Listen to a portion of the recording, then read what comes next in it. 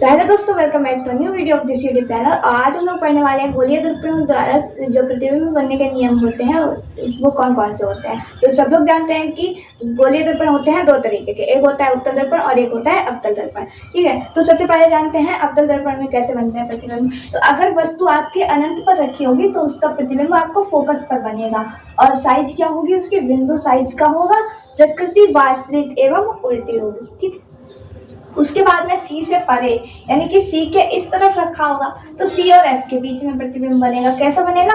जो वस्तु होगी उससे छोटा बनेगा। कैसा? वास्तविक और उल्टा। ये जो डैश लगे हुए हैं इसका मतलब है कि यहाँ पर भी वही चीज लिखी हुई है। ठीक, इसके बाद में तीसरी स्थिति होती है सी पर। अगर वस्तु आपकी सी पर रखी है तो सी पर ही आपका प्रतिबिंब भी बनेगा और साइज होगी उसकी सेम। ठीक है, जितनी बड़ी वस्तु होगी उतना ही बड़ा उसका प्रतिबिंब बनेगा। ठीक है, प्रकृति क्या होगी? वास्तविक और उल्टी होगी। उसके बाद में अगर सी और एफ के बीच में रखी है तो सी से परे बन जाएगा जाके। कैसा बनेगा? बड़ा बनेगा। ठीक है, और प्रकृति उसकी सेम होगी, वैसे ही वास्तविक एवं उल्टी। उसके बाद में अगर एफ पर फोकस पर कोई भी वस्तु रखी हुई है तो उसका प्रतिबिंब बहुत बड़ा बनेगा और अनंत पर बनेगा जाकर। ठीक है, लेकिन होगा कैसा? वास्तविक एवं उल्टा होगा। ठीक, उसके बाद में लास्ट जो कंडीशन है ये इम्पोर्टेंट है क्योंकि इसमें आपका जो प्रतिबिंब की प्रकृति होती है वो आभासी तथा सीधी होती है। ठीक, और उसका प्रतिबिंब कैसा बनता है? वो तो बड़ा ही बनता है और दर्पण के पीछे बनता है जाके। यहाँ पर जितने भी प्रतिबिंब बन रहे थे ऊपर वाले 5 वो सभी प्रतिबिंब के इस तरफ बन रहे थे, लेकिन ये वाला जो लास्ट वाला पी और एफ के बीच में अगर वस्तु रखी होगी तो वो उस दर्पण के पीछे बनेगा जाके। आइए जानते हैं इनको बनाते कैसे। तो देखिए, जब वस्तु की स्थिति अनंत पर होगी तब प्रतिबिंब कहाँ पर बनेगा? फोकस पर बनेगा। कैसे बनाते हैं ये जानते हैं। स्थिति अनंत पर होगी, कैसे दिखाएंगे?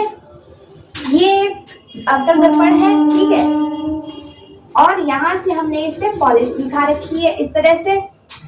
यहाँ पर बिल्कुल बीच में क्या होता है? पी यानी कि ध्रुव होता है और यहाँ से जो लाइन आती है उसको कहते हैं मुख्य अक्ष। ठीक है, सी यहाँ पर है और पी और सी के बीच में यहाँ पर होता है एफ यानी कि फोकस होता है। ठीक, अब यहाँ से जो हमारी वस्तु है वो अनंत पर रखी है। डैश डैश का मतलब होता है अनंत। ठीक, यहाँ पर कोई भी वस्तु आपकी रखी हुई है ए और बी। ठीक है, अब यहाँ से जब आपने इससे पिछले वाले वीडियो में पढ़ रखा है कि किसी भी जो भी किरण होती है वो अगर मुख्य अक्ष के समांतर आती है तो परावर्तन के बाद क्या होता है? मुख्य अक्ष के समांतर आ रही है। ठीक है, परावर्तन के बाद क्या होगा? वो फोकस से होकर जाएगी।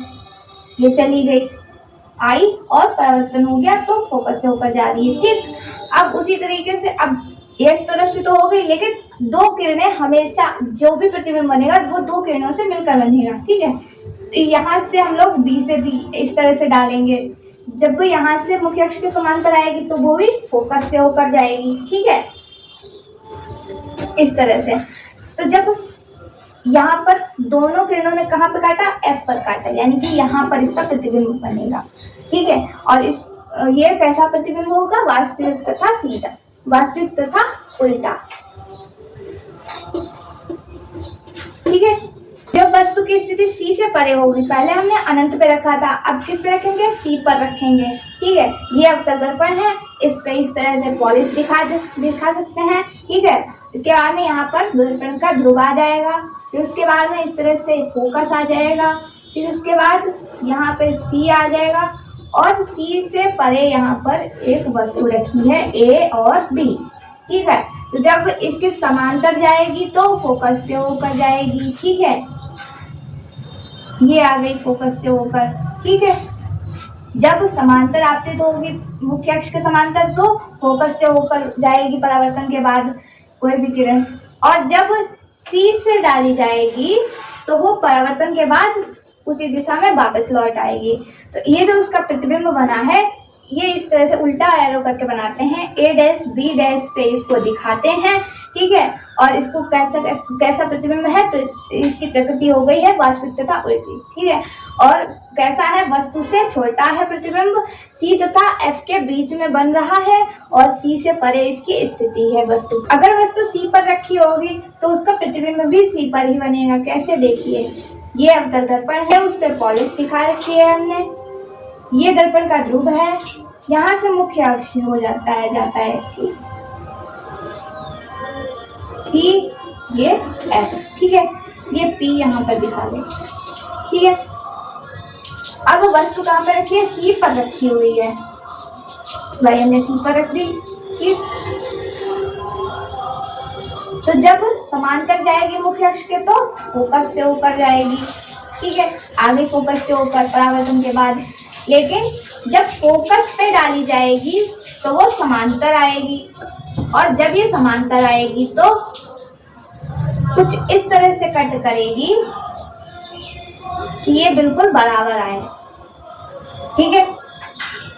यानी कि ये जो प्रतिबिंब है ए डैश ए बी जो प्रतिबिंब है, और यहीं पर ए डैश भी बने, कुछ इस तरह से कट करेगी, ठीक है। सबसे पहले हम लोगों ने समांतर मुख्य अक्ष के समांतर डाली किरण, तो परावर्तन के बाद फोकस से ऊपर चली गई, उसके बाद में जब फोकस से गुजारी तो समांतर चली गई। इस वजह से यहाँ पर जो प्रतिबिंब बना है ए डैश बी डैश, वो वस्तु के साइज का ही बना है, सेम साइज का, और वास्तविक एवं सीधा बना है, और सी पर थी वस्तु इसलिए सी पर ही बना।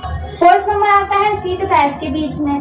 तो ये हमारा अवतल दर्पण है, ये इस पे पॉलिश करा दे रहे हैं, ये यहाँ पर पी आ गया यानी कि ध्रुव, ठीक है। उसके बाद में ये मुख्य अक्ष आ जाता है, सी है, ठीक है। ये है एफ। अब कहा क्या है? सी तथा एफ के बीच में वस्तु रखी है, सी तथा एफ के बीच में ए बी, ठीक है। अब इसका प्रतिबिंब बड़ा बनेगा, कैसे बनेगा? देखो, जब समांतर जाएगी तो फोकस से वापस जाएगी, ठीक है। फोकस यहाँ पे कर लो, इसको सेट करना पड़ता है। तो जब समांतर आपतित हो रही है किरण तो फोकस से जा रही है, होकर जा रही है, ठीक है। लेकिन जब हम लोग ये तो ये पीछे दे रखा है थोड़ा सा, ठीक है।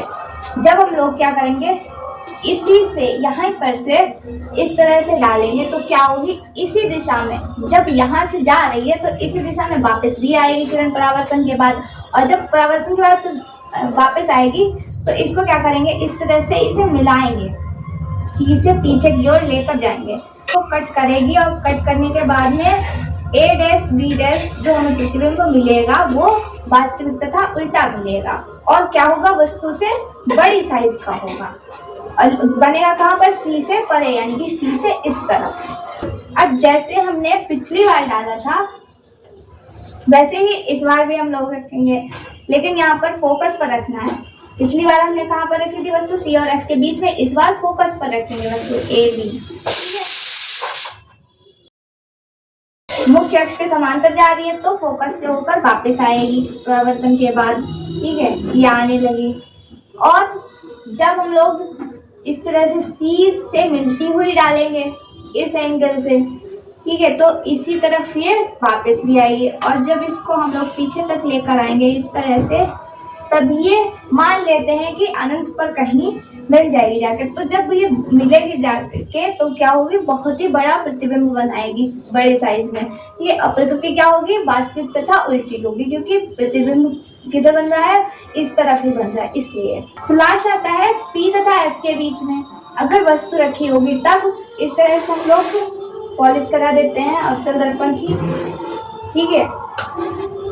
और ये हमारा ध्रुव है, यहाँ से मुख्य अक्ष जा रहा है, पी और एफ के बीच में वस्तु रखी है, ये सी, पी एफ के बीच में वस्तु रखी हुई है।